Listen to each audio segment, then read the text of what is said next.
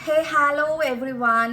So আজ আমি তোমাদের সাথে শেয়ার করতে চলেছি একটা makeup setting spray from L'Oreal infallible.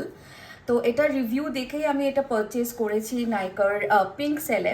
তো আজকে এটা রিভিউ করবো and it's MRP 799 and this is 75 ml bottle. And এটা ক্লেম করছে যে এটা 36 hours no transfer.